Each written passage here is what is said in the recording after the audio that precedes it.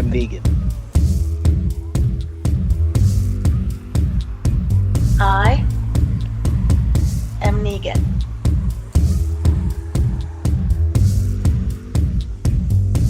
I am Negan.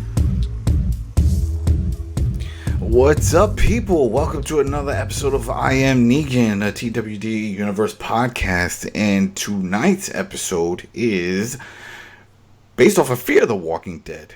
It's called Alaska. This is season 6, episode 3. This was my favorite so far.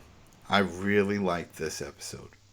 Just the pacing and the presentation, the location, everything was just, this was great. I love this episode. All right, so quick, I am your host, Adam Vale. Tonight I'm joined by Dana Abercrombie. Hello, everyone. And Richard Bailey Jr. Good evening, everyone. All right, cool. Real quick, thanks again, everybody, for all the support, for all the views and the listens, and subscribing to the iTunes and on Spotify and here on YouTube. It's been great. This is cool. This is all cool because it just shows a lot of people still interested in The Walking Dead. And that's what we're about, right? That's it. We're here to talk about it. So let's just get into it.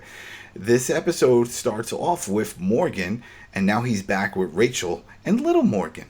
So in the last scene, in the last episode, we saw that he had visited the Virginia's group, right? And we saw that whole little exchange with Daniel. Okay, so now we see it's broad daylight. He's back at this location, this hidden location where Rachel had the baby. And he's talking about how he's got some supplies, and he's been going, he has a friend on the inside who he's been dealing with, but that guy doesn't know where they are, but he's trying to come up with some kind of strategy to get them out. And that's cool. We get to see that. We get to see that he didn't leave her alone, because that was my fear at first, is that he just left. He was like, you know what? We saw him on the horse at the end of the first episode, and he's like, I got to go do things. And then we saw what happened in the last episode. All right, we see what kind of things he's doing. But now we really see that none of that really happened. His whole thing was just going out there. He found them. He made contact. Now he's getting supplies. He's scavenging also, but he's getting some direct supplies because Rachel noticed certain items that were in that bag that could only have come from that area because she was formerly part of that group. And so they go into a little back and forth, and then she says, hey, listen, you want to hold the baby? And he's like, my arm. But I don't think that's the case. I think there's more to it. I think it probably triggers memories of his family. And then we get this really quick montage moment of him, like he's giving a speech, talking to her about what he wants for the people. And you see him building spears and setting up traps. And he's pretty much fortifying this location. You know, and I put a little note here because I think a lot of people, if let's say, I don't know these people personally, but let's say there's people that just watch Fear and never watched The Walking Dead or even follow the comics, then they probably don't know that he didn't just figure this out on his own. This is something that he's known how to do, that we saw in the earlier seasons of Walking Dead when Rick encountered him and his whole home, the street was booby-trapped. Remember? The house was booby-trapped and Rick got hurt. I mean, the guy knows how to do these type of things. So when I got to see that scene and you see him like sharpening spears and setting up wiring and doing all that stuff, it's like, oh, this is great. This is great. We're getting, this is going to be an amazing scene because eventually there's going to be some conflict and it's going to take place at this location. But he says he's doing all this because his end goal is to bring all his buddies, all his people here. He's making a new home for them. All right, so that was it for that opening scene. So Dana, what did you think of that? I've seen where Morgan stands right now. I honestly was surprised at first because, like you, I thought he bounced. I thought he left her and the baby and was like, no, I don't need emotions and feelings. Let me go, do whatever it is I have to do. But I was very shocked and very happy to see him back. Also, you kind of do see him keeping a distance between Morgan and himself, just so Baby Morgan. I don't think he wants that. Not he doesn't want a connection, but it's very untrying times in certain situations. And as viewers, we've all learned let's not get attached to people, including children. So I think he kind of has that kind of thing. And there's also a little bit, if you look, to me, he's always like a little bit of sadness when he looks at baby Morgan. It reminds him of his own family. So I thought that was very sweet and enduring, but there was a scene where he was actually playing with the mobile. So, where the baby was looking up and staring. Yeah. So that was like a very sweet scene. We got to see that kind of fatherly side to him. When he came back with all the different supplies, again, it showed how he was thinking about them and thinking about Morgan, and the fact that the whole booby traps you were saying that was a callback to the first episode. I strongly believe it was the first episode, maybe second or third, but it was within that first season of The Walking Dead with the kid. Yeah, I was trying to remember that. I think it was the second season. I think it was second episode. Yeah. No. It was the first season because I started rewatching it and I'm not onto the second season yet. So it's the first season for sure. When he stumbles upon, when the son basically stumbles upon him and almost kills him. So Rick, I meant. So that was a very nice. I don't want to say callback, but for those of the fans who've watched, to us, it felt like a callback. So within that, really, that season there, the fact that he is making this into a camp and to bring back all the people that are kind of scattered everywhere and he's searching for them, that I really feel is... I liked how he was going about that. And as we saw in previous episode, he's really scouting and looking. And he's really kind of like the I want to say scavenger of people, but that is his role that we seem to know for this season, at least. That's going to be his role, and to kind of have that place of home for the girl, the baby, and for others. So that's very nice. How he'll end up getting everyone back together. That's the thing that I really want to see, and I strongly think will play out this season. So I'm looking forward to that. So yes, it was a very good beginning. And it showed the many different emotions and the different layers and the different plots of what Morgan is doing. Mm-hmm. That it does. All right, Rich, what did you think? I also thought it was a good beginning.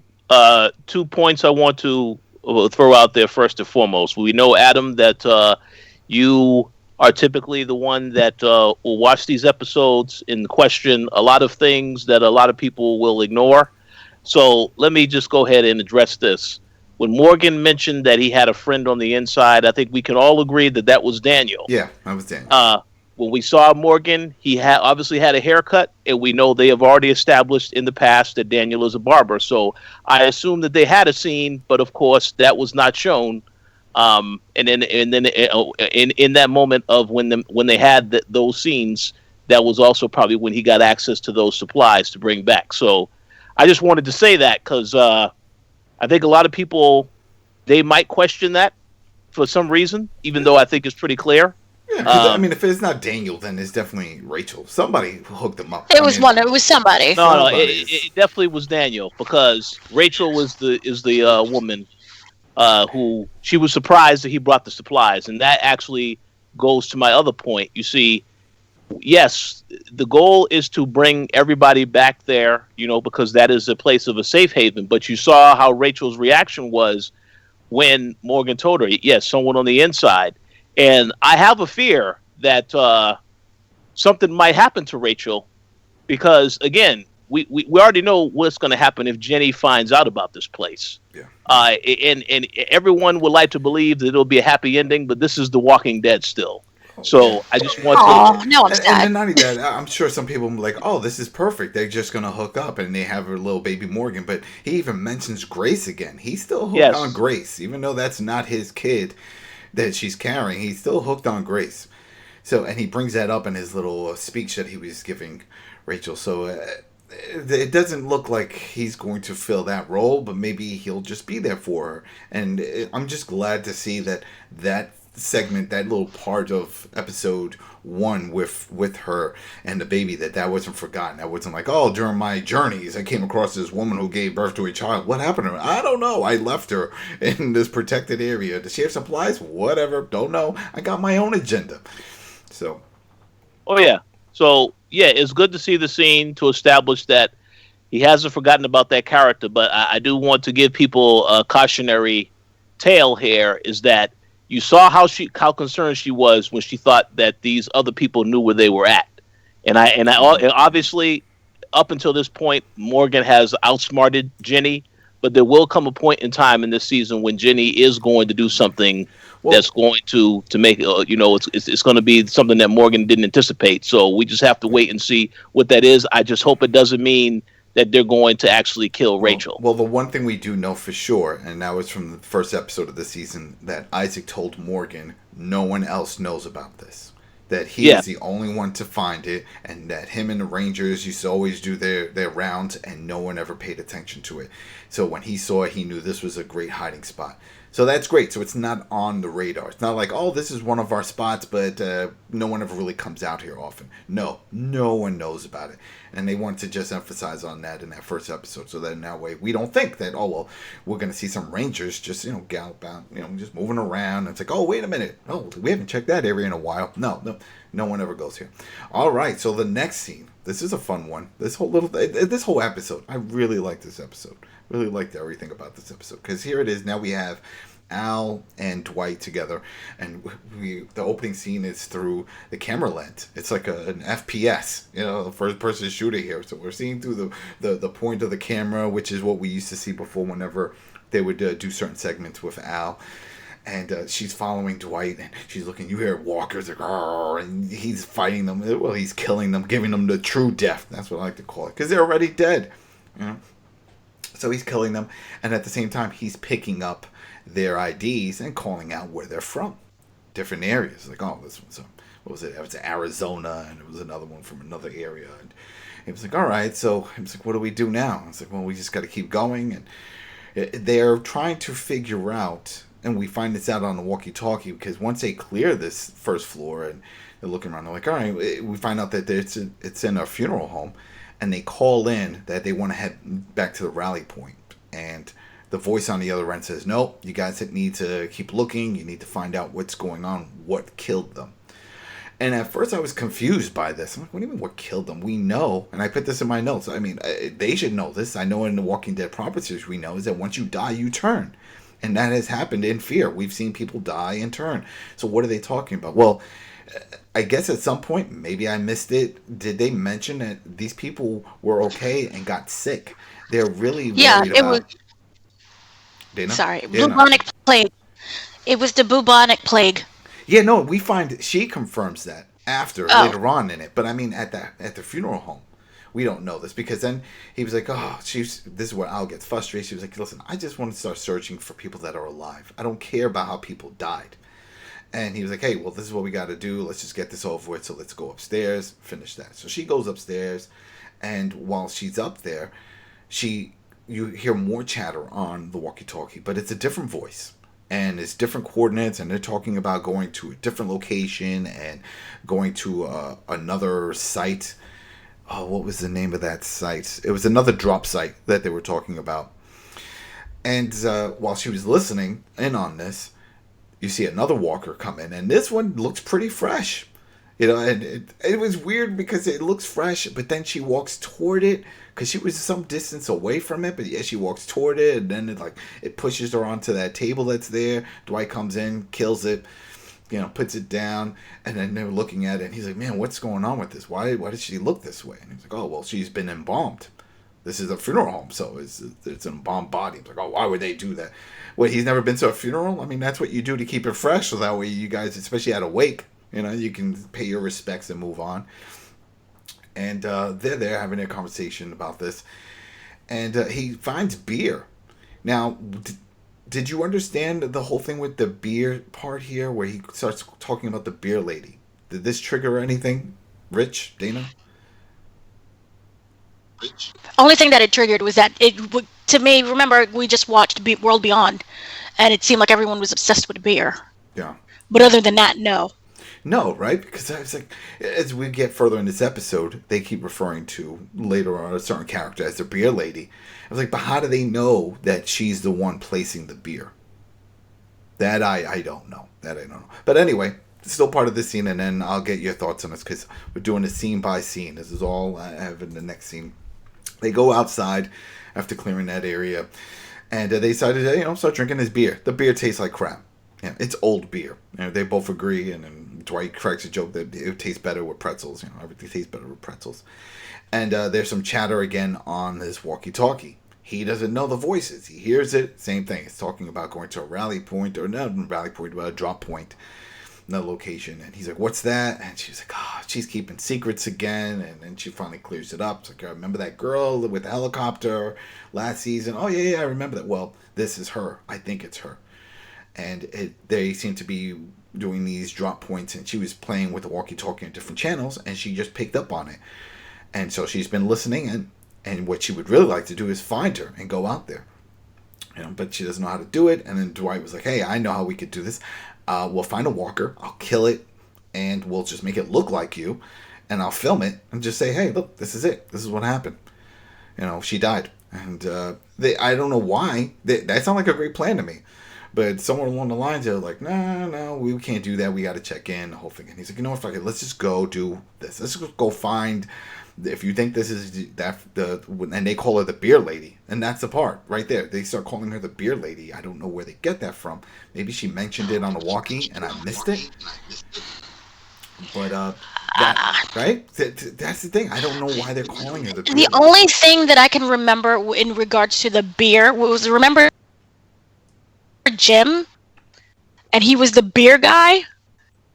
Yeah. But for a beer lady, I don't remember. I remember Jim. Remember Jim? He had the brewery, and he gave huge speeches about we're made from beer. Mm-hmm. But I don't. I was trying to recall, like, was she connected to Jim? Maybe, but no. No, not at all. Not at all. So then that's it. The new plan is, you know what? Dwight was like, we'll deal with that later. Let's just go. Let's do it.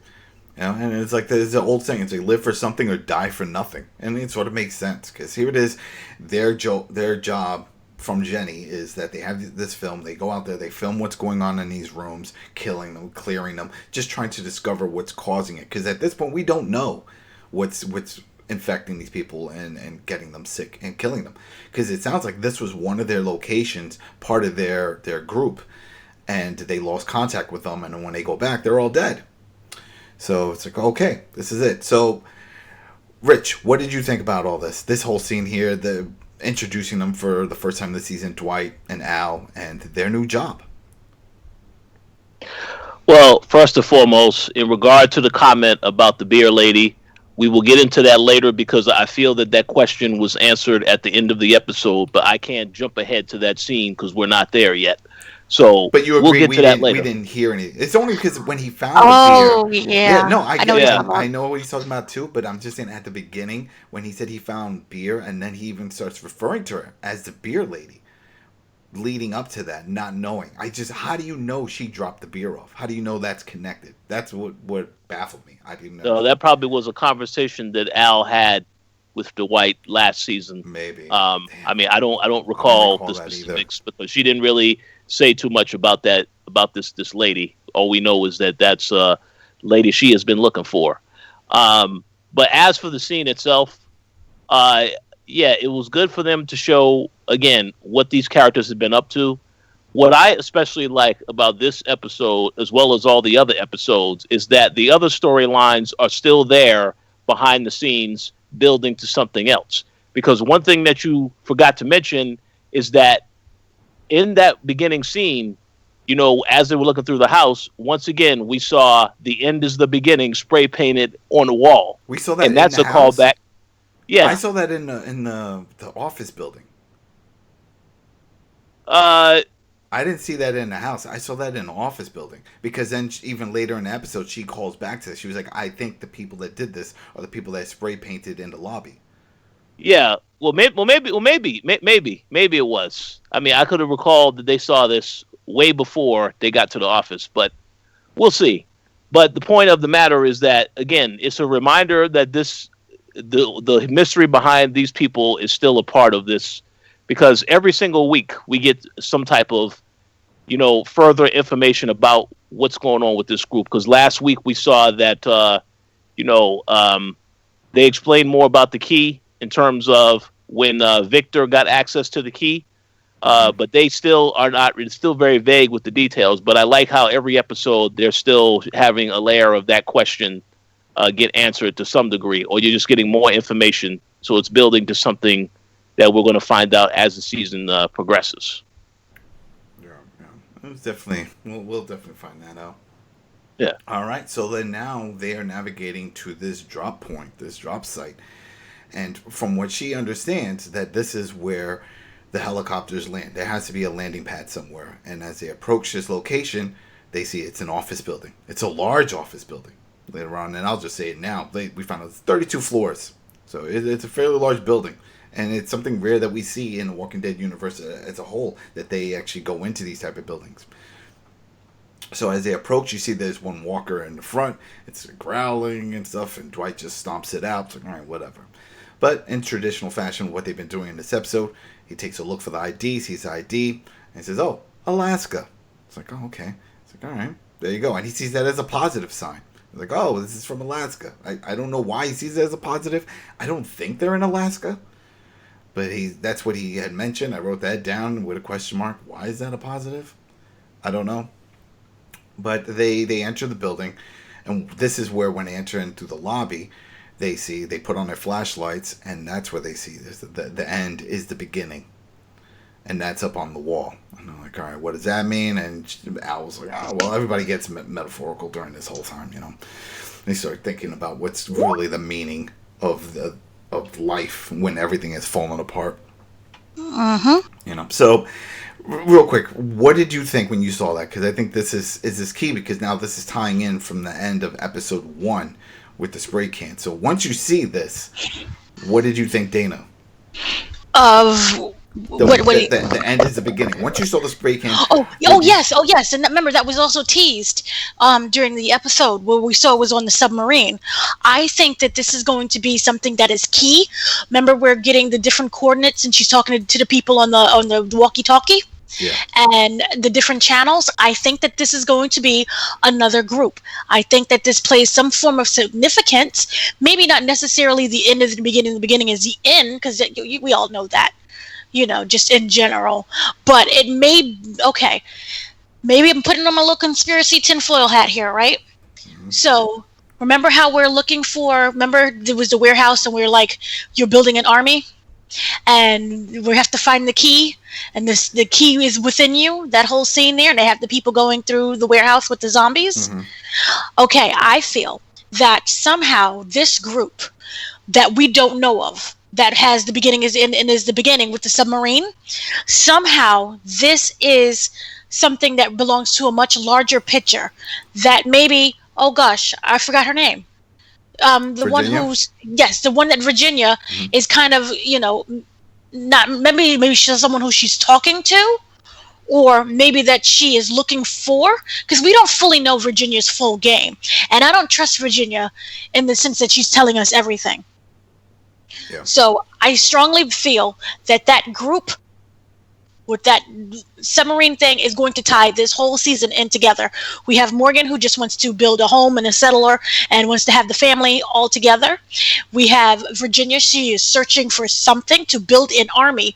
Why are you building an army? For what purpose?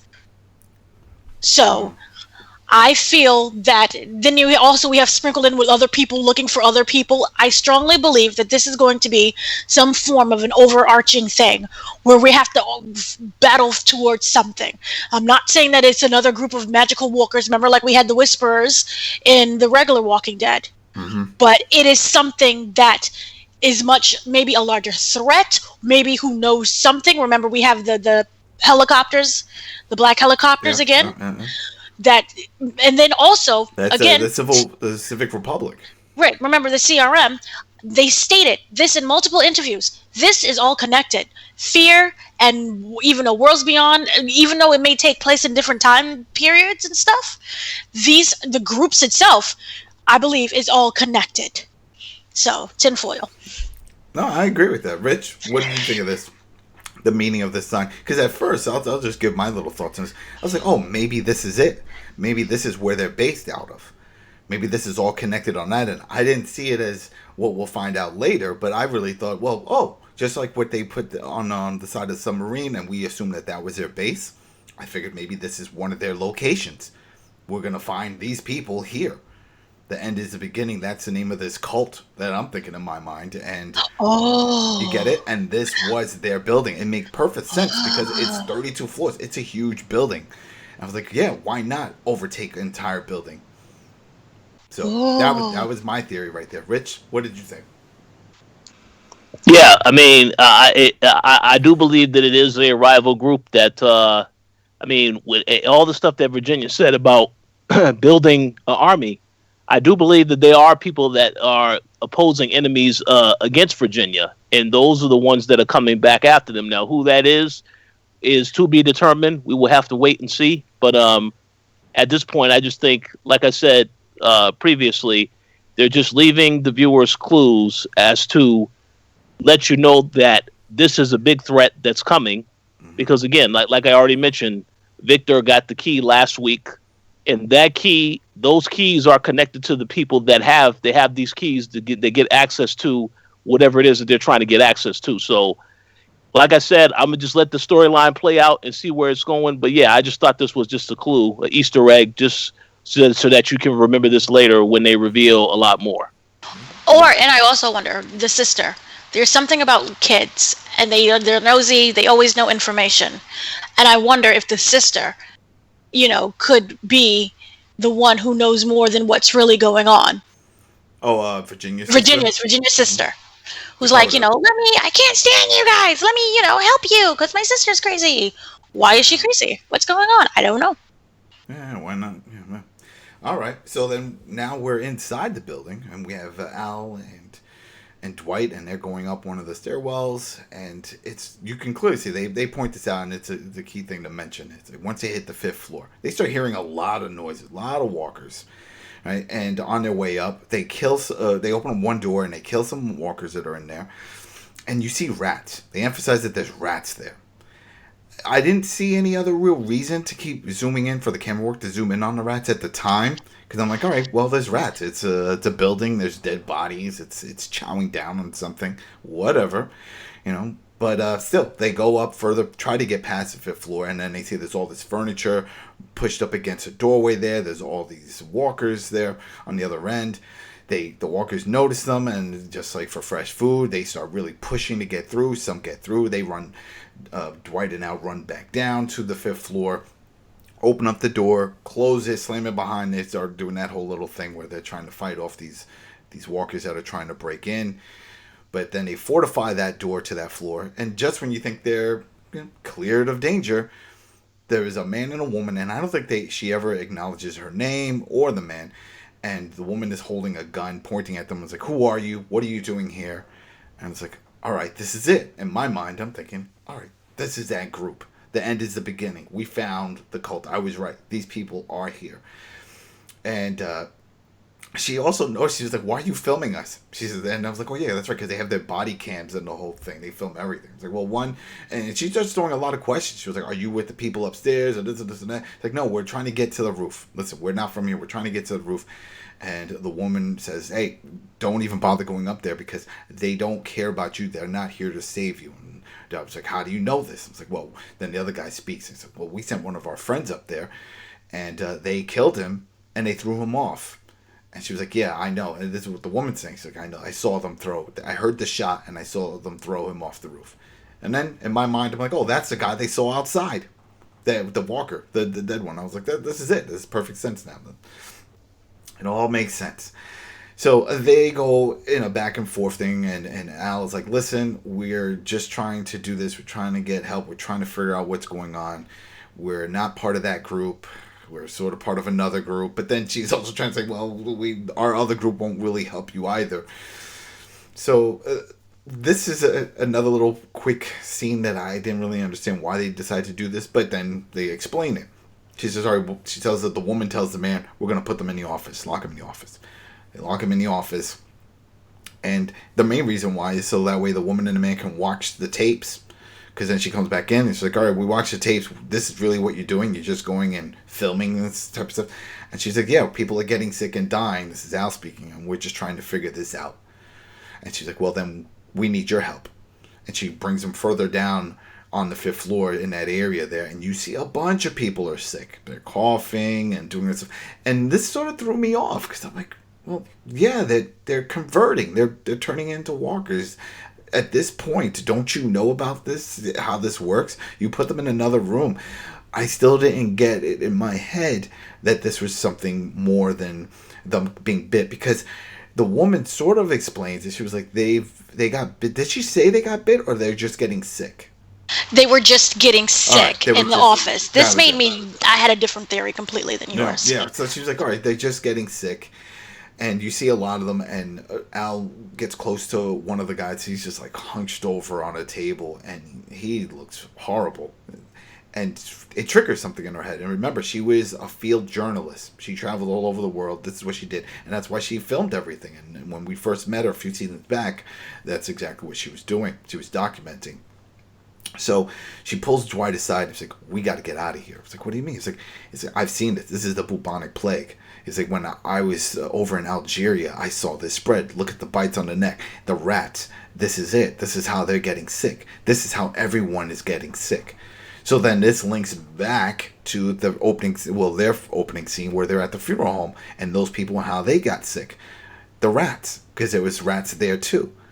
So it's like, okay, now we get it. But how is this happening? All of a sudden, but it was right before I get you guys in on this. It was the scene that follows right after she announces this that really got me like, whoa, that was all of a sudden. She doesn't even tell the woman, hey, I know what's causing this. She just says, Dwight, we got to go. And they run. She runs to the door, to the stairwell, and she closes it, finds an axe up on the wall, the fire axe that they have. She manages, takes the axe, locks the door, and she's like, come on, let's go. We're leaving. He's like, what do you mean? He's like, we got to keep going up. It's too late for them. We can't deal with this. Now we know it's a plague, and we don't want to get infected and the whole thing. So both of you guys. Rich, what did you think of that? Just the discovery, meeting these people, finding out there's a plague, and Al's reaction. Well, I think the reaction was necessary because, again, this is also about building up Dwight's character. We know that Dwight has done horrible things in the past. Oh, yeah. And this is a character that is on a journey of self-discovery to become a better person. This is why he was against not helping the people. So I think they had to put that in there because, again, they want to remind the viewers that Dwight is a changed man. That's what I got out of that whole interaction, and then the whole thing about them revealing that that it's a plague. Once again, I thought that was a good decision to explain what's going on with these other people, and then to tie it back to the rats. I didn't have any issues with that at all. So you thought it just made perfect sense just to book out of there. I'm like, I'll forget it. We can't deal with this. It just well, again, it's about establishing Dwight's character here, and we know that that this is a character that has had done a lot of bad things in the past. So, and they're still putting him through tests because even last season he was tested when he could have killed the guy that was a part of Virginia's group and he didn't kill him. So it really, in my opinion, because Dwight, the whole episode, he was vibing and getting along with Al, but then they had the conflicts back and forth. I think that was there specifically to show you Dwight really did want to help these people. And that's why they had, Al have a difference of opinion in that whole situation. Yeah. What about you, Dana? Okay, so here, I struggled with the bubonic plague situation, from the sense that we know why the rats were there. The rats have the bubonic plague, and that's how they bite humans. And usually it's fleas that give rats the bubonic plague. But tinfoil hat again, we don't know what that other group is about, right? The end is the beginning is the end, submarine group. We don't know what it's about. And so I was wondering if somehow this is connected to the random plague that's in this office. If we're going to see other curable but kind of foreign that we used to thought was dead diseases come back again, because I don't know if this group is somehow involved with that. Because the bubonic plague, that whole thing was really random. They also didn't say where they were. Remember, they split the groups up, so we don't know. So at first, even when I saw the title, I'm like, Alaska? Oh, maybe they got shipped off to Alaska. Who knows? Right. They could be anywhere. We don't know. A submarine would be great for Alaska. It cuts through all that ice. Yeah. Random thought. That question was actually answered later, but we'll get into that later. Oh, well then, never mind. Well then. Okay. But in regards to that, it threw me off, but I think that is important. That'll come back later. But the scene itself was... Another thing I also wonder is, where are they getting supplies from? And I can't help but wonder if it's, well, we got that answer later, but it again, I think there's a lot of moving parts that connect to other things. But for this whole scene, I thought it was very good. I thought it was very important, and the fact that Dwight does need that kind of redemption factor. And also, wouldn't you run out of the place too if someone had like the plague? Yeah, but I think I would sort of tell the woman this. I'm like, hey, listen, I know you want help. That's what you asked us for. But these people have the plague. I see the bites on them with the rats. I have experience being around this type of situation. You need to leave. Cut your losses. Let's go. But no, it's more like, fuck it. And she locks her in because the woman runs over and says, hey, what's going on? And I wasn't sure if there was another way. There has to be, obviously. It's an office building. There has to be another way out of there. But it was just weird the way Al just slammed the door, grabbed the axe, locked him. Like, all right, that's it. So you lock them in there knowing that these people are going to turn and then pretty much kill the man and woman that were trying to help them. The world is cold. Yeah, I mean, yeah, I don't find anything wrong with that because once again, if it's that this is something where someone can get infected. So I mean, yeah, I'm pretty sure if you was locked in a room with somebody that has a virus that you can catch, I'm pretty sure somebody's going to try to hurry up and get out of there as soon as possible. I mean, it kind of seems really present. Yes, it does. You sneeze, what's everyone doing? Running. Yep. Yeah. All right, so they get further up. They go up a few more flights, and they are killing walkers on their way up. They kill another one that Dwight decides to grab the ID from and says, Tennessee. It's like, all right, so I'm trying to figure this out in my head. I'm like, what's going on? Because we're hearing all these different locations. At first, when I heard all the different locations of the IDs at the funeral home, it just made sense. It's like, oh, they're here. These are people that came from out of town for a funeral or a wake. And that's why we're seeing all these different IDs. Okay, I get that. But then now here it is at the office building. And the way he responded with the first person that he found and said, Alaska, oh, this is a good thing. It's like, a good thing it is on the right path or something to that effect. It's like, all right, well, maybe because that's a local. They are in Alaska. And now he found a local. I'm not sure. But then here it is, office, Tennessee. I don't know. It was still causing a lot of confusion at this point for me. But then they get into this little segment where they start talking about it, and he brings up, he's like, oh, where did you start playing this game? And she's like, oh, well, when my family and I used to take road trips, we used to do this with license plates. We would just call out all the license plates that we would see on the road, and since we don't see cars on the road, we're seeing people, I figured it'd be something to do. So, real quick, I just thought that was funny, though. That was like, oh, yeah, so this whole time, I don't know if you guys were, but I'm really trying to think about why or the importance of reading these IDs, and there really is no importance. This is just a game. She's just playing the name game on their journeys just to play. What did you think, Rich? You thought this was just a game, or did you think there was a bigger reason for looking up the IDs? Well, I mean, the whole recon mission is that Virginia wants them to see what's going on with people getting sick, but also just to find any resources that they can use. So I don't know why they were reading I guess it was a game beyond that, but I mean, I don't really know what it was. I completely wasn't paying attention to any of that. Really? Yeah, because that's all they kept saying. So you didn't think anything when they kept grabbing the name tags. You didn't think there was no connection. You just thought they were just bored and just trying to figure out who they were. Just trying to have a conversation to try to keep things lighthearted. I mean, they're in a pretty bad situation, being that Virginia has a watchful eye over them, even though they go anywhere, and the whole thing about why Al doesn't want to leave the group is because Virginia may kill others in the group. So it's like they just tried to find some type of fun out of this situation. So I just imagine it was just like a nice back and forth conversations. That was it. Yeah. What we find out later is that they're actually collecting these things. I thought they were just reading it and then discarding it. No, but whatever. We'll get to that in a second. So as they're having this little back and forth and find that out, then Dwight says, hey, so what's the first thing you're going to do or say to the beer lady when you finally do get to see her? Because she's hearing on the walkie-talkie that they're en route. So she wants to get to the roof before they show up, so then that way she could see her. But then Dwight has second thoughts about this because he's like, hey, you heard what the woman down there said. They had her buddy go up there and he got shot and chucked off. So there goes that. What if she doesn't recognize you? Or what if it's not a good exchange and something happens? She still wants to take that chance. She was like, I have to do it. And then she brings up, like, what if you saw Sherry? Remember you heard her voice. And even Virginia had mentioned that she broke bread with her at one point. And I remember hearing that scene, and just like his response was my response, like, oh, that was bullshit. She was just trying to say that to get them on her side, Virginia was.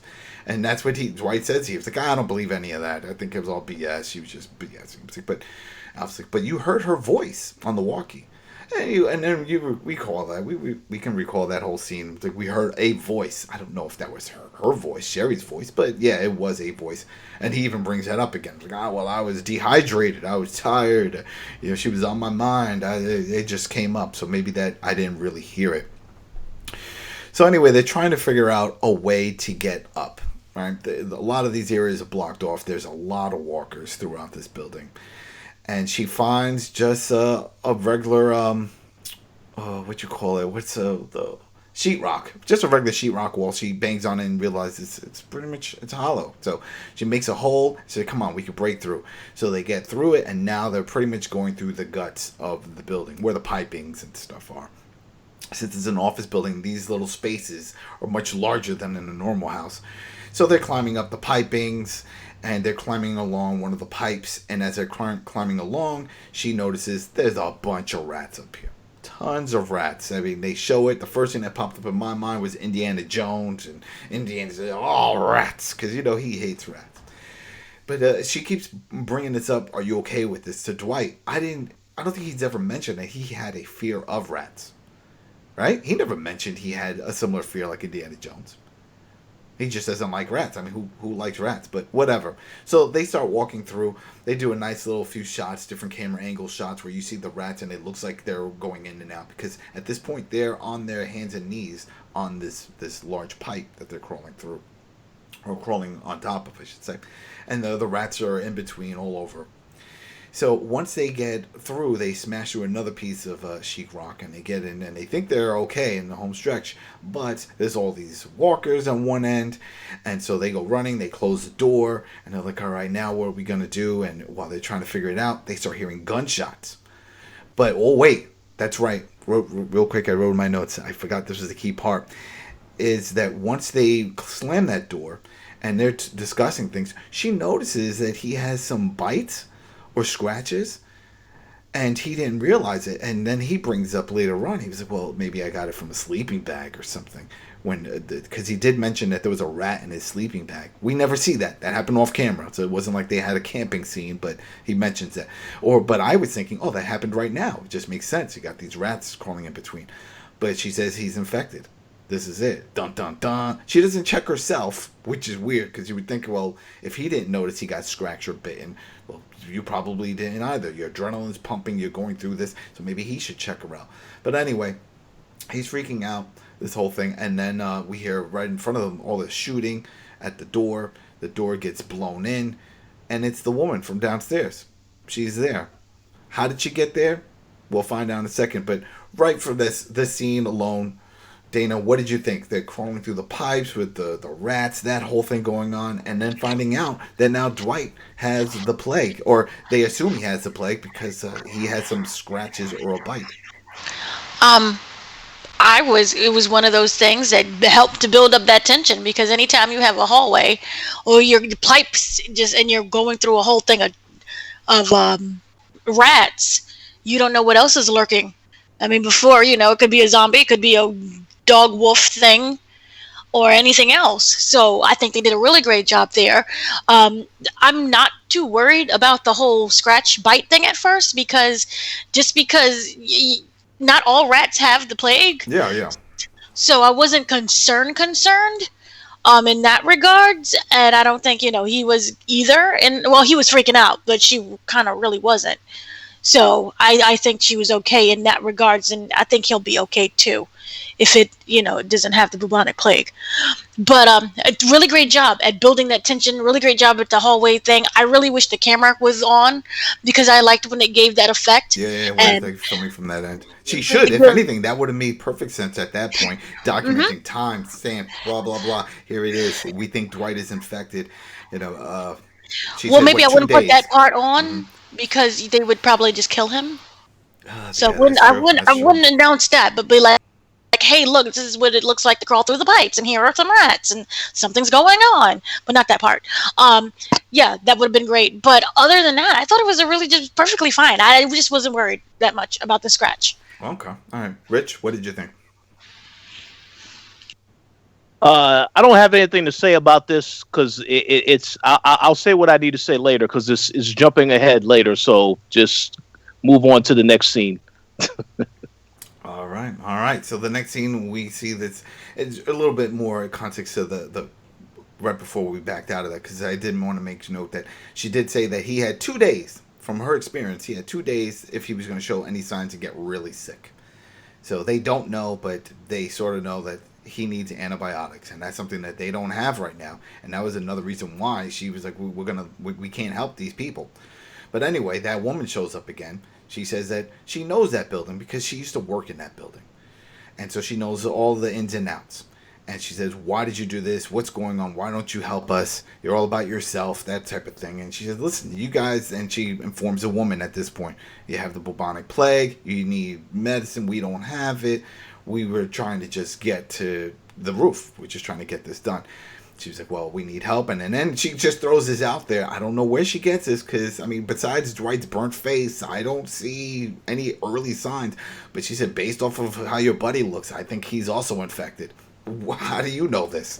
I didn't understand that. What, the concern on his face? You should all be concerned. You're in a building full of walkers. I think that was shade. That was just shade, right? That was shade. I believe she heard them when they had their conversation. She had to overhear them talking. That's the only thing that I got out of that, which is why she knew that he was infected. Okay. Well, it could be. It could be there. But this is another part that I was like, but please just tell us where you are. Because then they were like, all right, well, at this point, Al is saying that she takes blame for herself with all this. Dwight wouldn't have been in this situation if it wasn't going on this trip to go see the beer lady. And so she feels like she's going to make things right. She's got to figure things out. But then the woman was like, well, we need meds. And then Dwight was like, well, we need to go look for a pharmacy. I was like, a pharmacy? Oh, you're going to go find a Walgreens or, a Rite Aid? What are you talking about? Where are you? And she was like, yeah, okay, this is the plan. The plan is that the woman, along with Dwight, they're going to go find a pharmacy. And Al is going to go to the roof. Right? They're going to that's the plan here, right? And I was like, well, where are you going to find a pharmacy? That's just the thing I don't understand. Where are you going to find it? Whatever. That's me overthinking. But anyway, as they're progressing through through the floor, right? You see another room, and it's just packed. It's a big office area. It's packed with people. A lot of walkers in there. I'm trying to figure out what's going on. Al's like, what the hell is this? And the woman's like, hey, I used to work here. We were here when people started getting sick, and then we just stayed on the 5th floor, and we never left because all this stuff started happening. I know these people, and I know we need to get through there in order to go upstairs. So we got to do this. So they decide to open up the door a little bit and just start whacking them and playing whack-a-mole, just killing all the empty. Sort of like what we saw in the previous episode with the warehouse. But that doesn't really work out, so they just run in, they start fighting, doing the whole thing. They clear the area. Okay, it wasn't too crazy at this point, but there is an emotional element that appears here. And the woman, she kills one of the walkers, and she just stands over her and just starts sobbing and getting very emotional. And Al walks over and Dwight, trying to figure out what's going on. And she's like, I know this woman. This is my coworker. She's my friend. This is Nora. And it's just really sad. And I guess at that point, that's when Al was like, oh, what was your friend's name that went to the roof? She's like, Mark. And then that's when she takes out the ID from Alaska, which is the one that she picked up downstairs, or Dwight picked up, and it says Mark. And she hands it to him. Hands it to her and says, here you go. And she's, oh, thank you. Because then she made a little comment that it's sad that this is how the last memory or the vision that she has of this person, which regarding Nora, was her as a walker. Well, at least when it comes to Mark, she'll have that image of Mark. Who knows how old that picture is from Alaska. I know my driver's license picture is way old. Doesn't look anything like me. But that's not the point. The point is, Al had the ID, handed it over. Boom. There we go. Touching moment. Any comments on that? Anything that you picked up from this? I just want to say really quickly that it's really adorable how World Beyond is coming off on you, and that it's slowly warming your heart because you refer to them as walkers instead of walkers as empties. I said empties? You said empties. You wasn't aware of it. I was like, oh, yeah. this is the scene. Damn, it's too much. It's throwing me off. Shit. Oh my god! You went from I hate this word to like, and they're empties. So very nice. But in general, this scene, this was one of those. Every few episodes or so, we have that emotional, touching thing of like, I remember Barbara, and then you see Barbara in the corner, and she has to kill Barbara. But again, Nora. No. Well, I was giving you a name. Yeah. Okay. Barbara, Susan, Julie. So it was one of those kind of sad moments where you just kind of remember how life was before, and also a weird thing of, well, at least I didn't end up that way, but oh my god, my heart is still breaking situations. And the fact that they remained in office and just kind of never really left, there's so many questions within that as well, because how much do they know what's really going on? Who are they able to get in contact when it comes to food and supplies? Who are they sending out for supplies? Where are the people who probably never made it back? So there's just so many different little tiny nuances and questions in that one little moment. But in regards, it just kind of shows how close everyone was. And also, I just keep thinking of like everyone's stuck in this office and look at this disease and look how quickly a disease is going to spread. So I don't kind of blame the other one who wanted to run and flee. But no, it's just one of those really touching, nice, sad moments to kind of show you how the name tags will play back and will play out later on. Mm-hmm. Rich, what did you think of this touching moment here? Yeah, I mean, it's just in my opinion, this is the standard Walking Dead, where there's characters that obviously they have a connection to other characters, and unfortunately those characters don't make it. So, I mean, this is the formula that they have, whether it's The Walking Dead, Fear the Walking Dead, or World Beyond soon.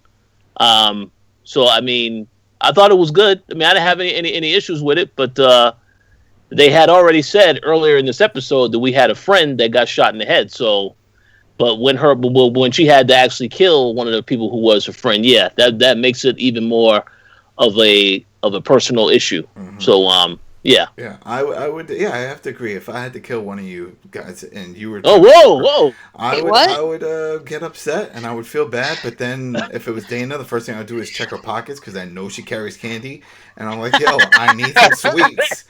And they're like, what are you doing? He's just scavenging a dead body. You want an ID? You know who she is. I said, yeah, I want freaking Kit Kats and Jolly Ranchers. That's what I want. All right. So then the next scene, we see that they made it to the roof. It says 32 on the top floor, which is where I get the 32 floor. Because early on, and there was no point in mentioning it, but the one thing when they do pan at the building, Dwight says, I hope they have an elevator. So either way, it was a tall building. But anyway, there we go, 32 floor.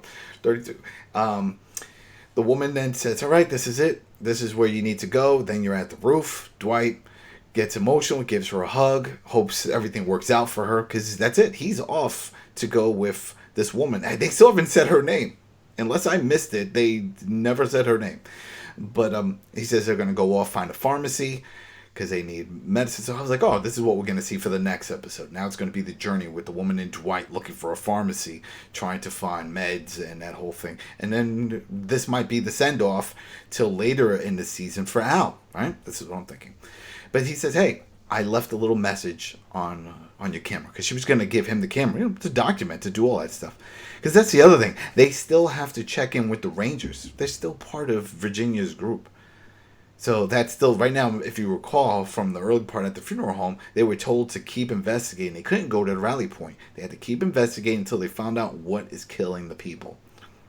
So at some point they're going to check in, and he says, "No, take that with you, and just watch it." I put a little message on there. So they embrace. She goes up to the roof. Boom! Here we go. This is a big scene. There's two big scenes. The two biggest scenes in this episode. All right, she breaks through. She's on the rooftop. She's looking around. She sees some boxes, some crates, and some other things. She looks at her watch. 2 minutes.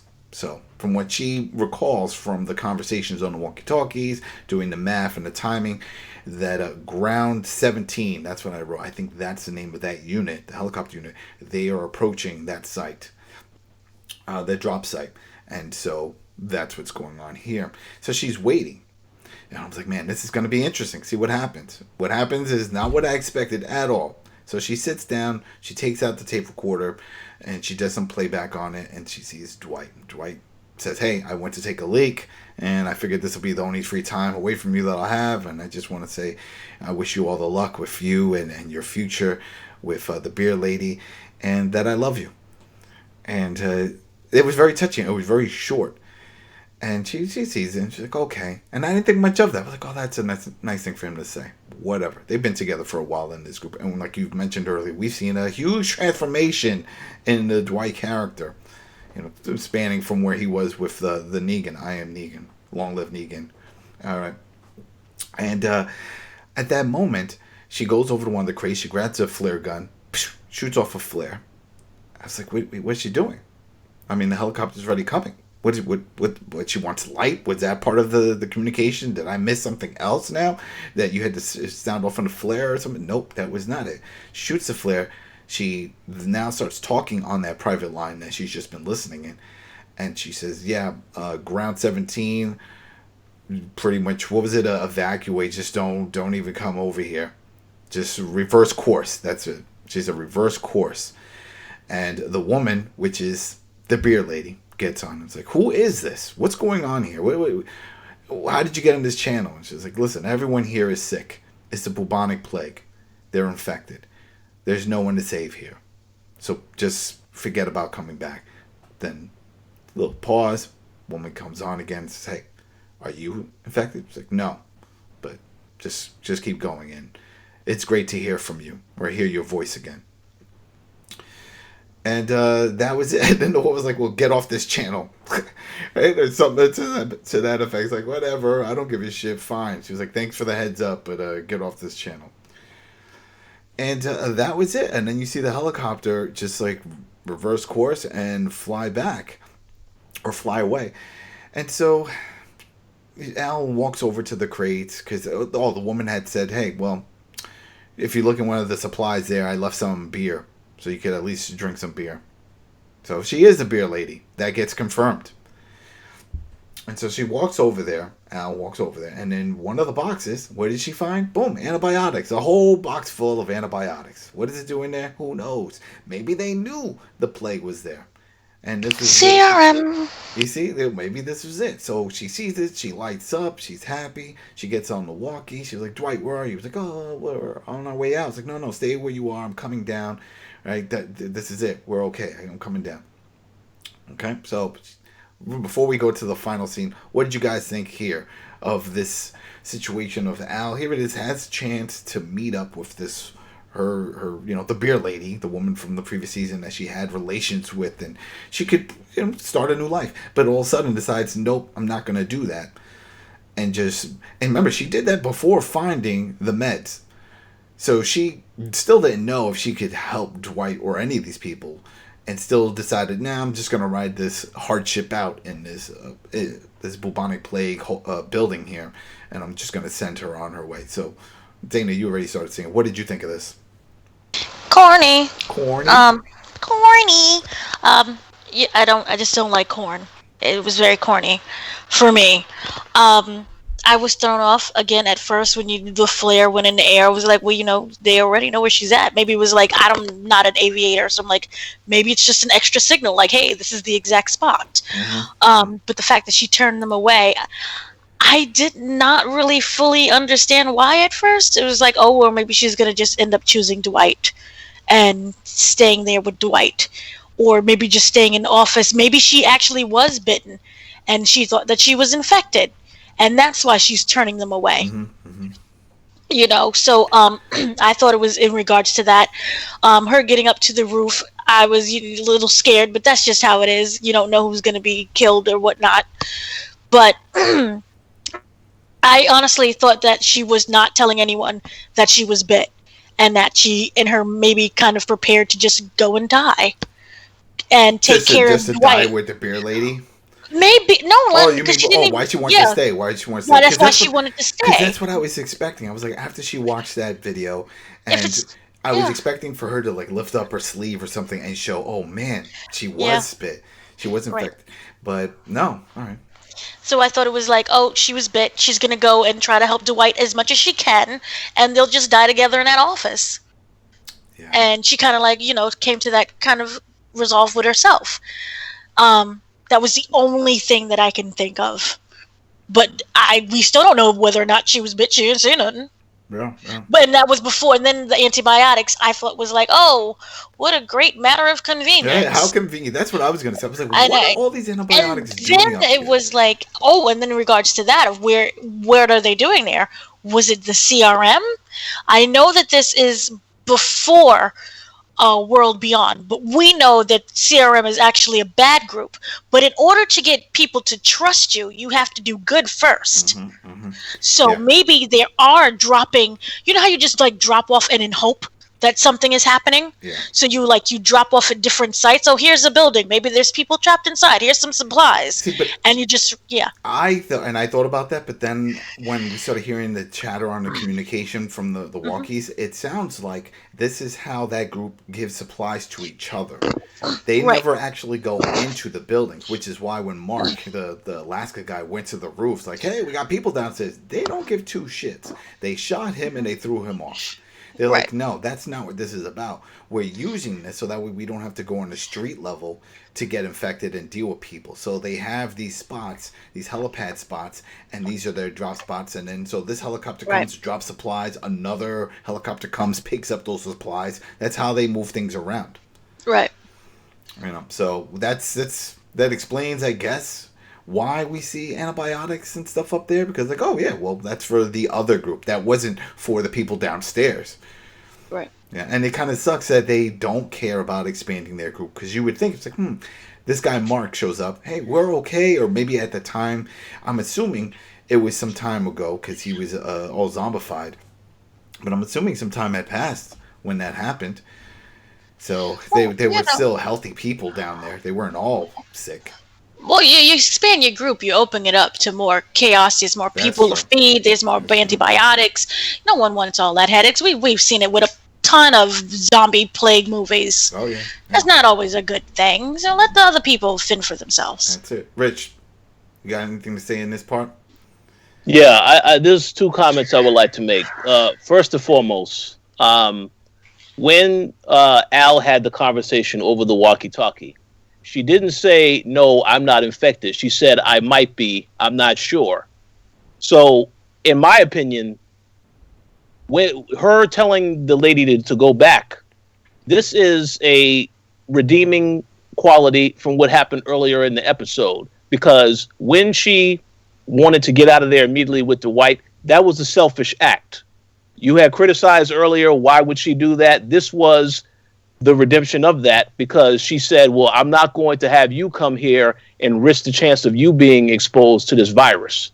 So that was why she said, no, I'm not going to do that. And then she was willing to give up seeing her again for that moment. So that was why she decided to just turn her away and said, no, I might be infected, but don't come here because I don't want you to get infected also. That's what that whole interaction was about. Now, the other point, going to what you both said about finding the antibiotics, in my personal opinion, this is exactly why I will never say this was the best episode this season. Because it is a matter of convenience, as Dana said, but I think it's way, way too convenient and way too much in the vein of telling a story on TV, where you have to get to a resolution at the end of the episode.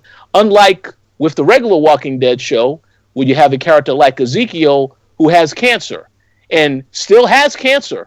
So it's not, and that's realistic, because a lot of people out there, I mean, if they get diagnosed, maybe eventually over time they will go into remission if they're taking treatments, etc.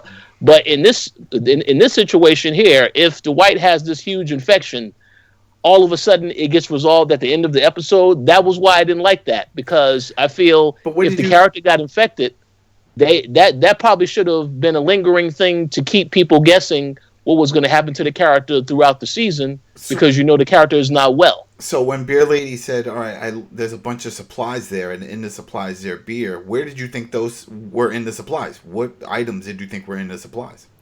I had no idea what was in there. So you don't think it's possible to have like a med kit with some antibiotics?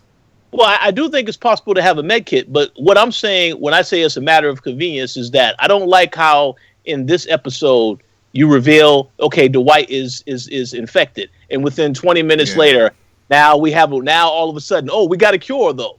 That's what I didn't like. So I have to criticize that, and I understand with these episodes you're trying to tell a story within an hour. You want to have a conflict, and you want to introduce it you want to introduce the conflict at the beginning and have a resolution at the end. I understand that from a storytelling standpoint, but I just don't like how you would reveal that quick that yes, Dwight has an infection, but wait a second, don't worry, we already got the antibiotics. I did not like that at all. But that's just my opinion. Yeah. All right. Well, in the next scene, we see back on the 5th floor, and everyone's taking meds. Everyone's taking the meds and making a quick recovery. The same guy that was hunched over now looks like he's alert. It's like, hey, things are getting better. This reminds me of Dead Rising. If anybody ever played that game, and you give meds to people, and they just like, get up, thank you, and they go running off and help you out, and you give them a weapon. So it was a feel good moment, and Dwight's like, wait, what happened up there? What's going on? And I don't recall this again. I mean, we're on season 6. These seasons are long, 20 plus episodes. But she brings up Al, says, hey, I lost a brother once. I don't want to lose another one. And then they hug. So there we go. We have a serious bond here between these two characters. This is a serious friendship, and we don't really see that too much in The Walking Dead. We see a lot of interactions and people connecting, but then it's like short term. It's like, we're part of a group, we talk and stuff. But this seems very close. This is it. Like that, we're going to see more of this connection, I feel. So also during this whole thing, Al had mentioned to the woman that she was going to help bring them to a better place, because she was like, oh, we can go to your group with Virginia and stuff. No, we're not going with Virginia. We're not going to one of those settlements. I'm going to try to do my best to find another place for you guys. So at this point, they're already heading downstairs. And when they're getting to that point, they turn on there with I was like, well, I think we have to let the Rangers know where we are. We have to at least call in and check in, because it's daylight. So he turns on the radio, the walkie-talkie. Once he turns it on, you hear a woman. And say, I saw a flare. Is anyone there that needs help? And he just pauses, like, what? And he's like, honey, is that you? I don't know if that's the first response I would give. I would call out the person's name, honey. That's just a term of endearment. That could be anyone. But whatever. There's another pause. And then there's, Dwight? Cue the sad music. Here we go. Here we go. Tearjerker moment if you're one of those. Because now we see outside the building, he runs out there. There's some sad song playing. He's looking up and down the streets. Now it's daylight, so we see there's office buildings all around them. And he looks down at one of the pathways or alleyways, and there's just one woman standing there, with a hood on. And I'm like, oh my God, is this going to be it, or is this a trap?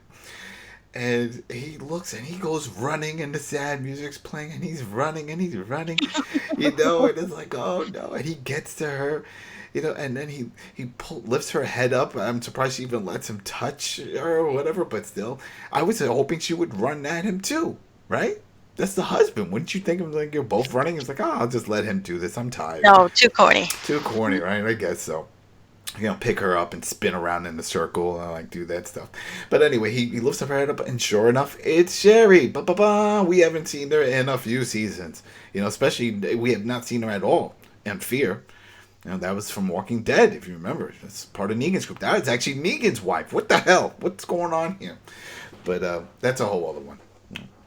So anyway, he kisses her. There's a long kiss. I couldn't tell because they did some overhead shots, some drone shots. Were there others with her in the distance? Was she with a group? No, I just saw the two. I just saw them, right? That was it. Because when they did that overhead shot, I was really trying to peek around to see if she was with a group, and she just so happened to be in front of them. Like maybe they were running over, freaking out, like, "Yo, who's that kissing her? What's happening? She's under attack. Shoot him!" See, so that would be great. Actually, that would be great if some guy just comes up and knocks him over the head. I saved you. That's my husband. But whatever. They kiss, then they hug.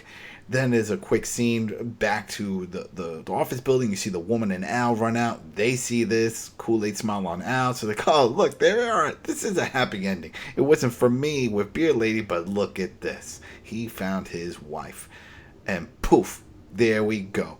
And yes, I walked after, and there was nothing after the end credits. Wait, no, a preview no, you for didn't. the next episode. You didn't see the part where it went to another scene? What? Oh, I got the gas. No, but this right here, this was sort of teased. I guess I could bring it up now on Instagram. Dwight had posted, the actor posted a picture of himself with that actress that plays Sherry, and they were together. So a lot of people said, "Hey, this is it. They're going to meet up. We are actually going to see them together on this season." So I didn't bother bringing it up. I was like, whatever. Anything's possible. Maybe it was just pointing the fans in the wrong direction. It was one of the red herring. But no, it wasn't. Here we go. The journey is over. Dwight had mentioned how crazy he was earlier on to Al, talking about, "Hey, remember, I'm the one following notes from my wife across the country. So I'm a little loopy out there." And sure enough, it paid off. Because he is far away from where he originally was with his wife. And technically, we still don't know where they are. That's the other thing. And hopefully we'll get that answered in the next episode. Which I don't think... It's a city, downtown. It's definitely a city, and it's downtown. We just don't know which city. What, did they go back? Are they back in... what was it, Virginia? Right? No. Here's how you can narrow it down. Because the building is 32 stories high, we know there's still certain cities that don't have high rises, like New York. Like, when I say high rises, like in the form of New York City high rises. Skyscrapers. Skyscrapers. Wow, couldn't remember that one. Anyway, so we know that it's definitely not, for example, DC, because they don't have that there. It's probably not somewhere up north. So it would either leave the Midwest or the South, or I wouldn't say Alaska. No, I definitely don't think they went that far. There's no way Sherry's going to be in Alaska. No. There you go. When Richard's talking about the whole convenience of... Yeah. Mm-hmm. That's why the tags actually mean something. But they're from everywhere. That was the thing. If they were all saying the same thing, then that would be the clue. It's like, oh, okay, they're all in Minnesota or something. But they were... Each tag was from... Well, no, or you could say those tags eliminate where they would be. So if you're all from different places, and here's Chicago, here's Minnesota, then you could say, oh, well, we're not in California, we're nowhere not in Minnesota. So maybe it's like a process of elimination. I guess. But I don't understand why he was so excited when he saw the Alaska, and he was like, oh, this is it. But because I can't believe I almost brushed off this. On their way down the stairs, though,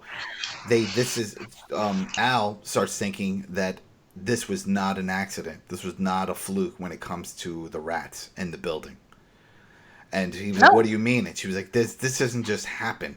These rats were probably put here. This was done on purpose. I said that. You did say that? I wasn't sure if I said that in regards to, remember there was the group we don't know. Oh, yeah. It was the beginning, the beginning, and the end. Yeah, you said that. We don't know what... I mean, on the show, she brings it up. Oh, and then she found the spray can. I don't know why they left the spray can, but they did. And the spray can from the thing. Yeah, from the thing. But still, bring it. I don't know. I don't think if you just write one sentence like that, I don't think you use up the entire can. Whatever. We don't know what else are they doing. Know, maybe they were tracing the rats. Maybe they're tagging them. Yeah, maybe they're doing They're some tagging the really rats. awesome pieces in the alleyway. I don't know. This is a franchise that loves their spray They cans. do love the spray cans, you know. So yeah, so that's one of the things that's just worth mentioning, that she did throw that hint out there that maybe this was a setup, that these people are sending these rats out there, because I'm assuming it's nothing really personal toward this building. It's more of just people in general. I think this cult is probably just trying to kill off everyone. Or this cult is trying to bring back a plague. Yeah. Well, that's how they were doing it. They were bringing these infected rats and dropping them off in office buildings. Which means that different locations could have different plagues. Because if you remember early also, the woman had said that it was during an office party. And there was food and stuff out. So maybe it got into the food, and that's how that whole thing happened. People started getting sick, rat droppings and stuff. But yeah, so he was like, "Oh well, maybe that's it. Maybe it is from the group." Then that would have to be. Then that was before the Walking Dead. Because if that was like a normal office party when everything was normal. No, but this is recent. That's the thing. This was all recent. This was because the woman had said this was during an office party, and then they ran to the 5th floor, and they just stayed there because of all these people. They were dying, and what happens when you die? You turn into a walker. And she didn't have that many bullets, because she had mentioned that also. She didn't have that many bullets. So then the food was poisoned. They turned, but it doesn't explain the rats. Because if the group, whatever secret group was sent, say they pretended to be the delivery catering people, or whatever, then that means that the food had to be poisoned. Some of them died off, which is why they turned into walkers. But then they also sent the plague? They must have. The thing is, there was a lot of rats there. There was rats but it's everywhere. An office building, and it reminded me of a city. Yeah, no, I get that too. Like if you go to New York. Yeah. But it was just, who knows? It's either, maybe we'll find out later on. But either way, it looks like it's this group, and they set this up. And that's what Al was hinting at. And that's something that you discovered early on. But she brings it up on the show. She was like, I think it had something to do with this group, and I don't think this was an accident. Because the bubonic plague just doesn't show up in a downtown city area by accident. No. So either way, it was cool. It was a cool setup. I liked this whole thing. I like to see where it's going to go. I think now we're seeing new cast members. I think that woman's going to play a big part. We still don't know her name, but that if anyone does, go ahead, leave it in the comments, because none of us here can remember it. And the fact that Al says, hey, we're going to find a safe place for you. This would be the perfect time. I don't know how it's going to happen. I doubt it's going to happen, but some way that Morgan can connect to Al, because then he could say, oh, send those people my way. And then he can build up his group, because that's the plan, right? It's not so much of a safe haven for Rachel and Little Morgan. It's just a new community, but he's also fortifying it. He's getting ready to start a battle, because he knows eventually Virginia will come for him and the group, and they're going to need to fight. And that could be what we see in the finale. But this is cool. Now we see there's some new people. These are the ones that are all healed up with the meds, and Al is involved, and she's going to help them. So I wouldn't be surprised if these people show up there. So there you go, people. This was our review of Fear the Walking Dead Season 6, Episode 4, Alaska. I liked it. I really did like it. Some parts, it could be a little corny here and there. But overall, I liked it, and I liked a lot of... I really like when they answer long-lasting questions. And this whole thing with Sherry, was Dwight ever going to really find Sherry? I mean, look how far he's traveled. Is this even a possibility? And the answer is yes now. It is. And he found her. And we'll see where that goes. If you go based off of the comic, there's a lot going on there. And she was part of Negan's crew and doing a bunch of other things. She took over the sanctuary area for him when Negan left. It's a whole other direction. I think this is not going down that path. So don't even try to connect it. I do not think this is connected at all for her story. Connected to the comics. It's different. And that's fine. That's what we want, right? We want to be surprised. We want changes. So again, thanks for subbing and listening and just getting involved. And we will see you for the next episode of World Beyond. I think that's next week. All right. So for Rich, Dana, and I, and everybody else over at the Koalition, thanks again for listening. And we will see you next time. Peace.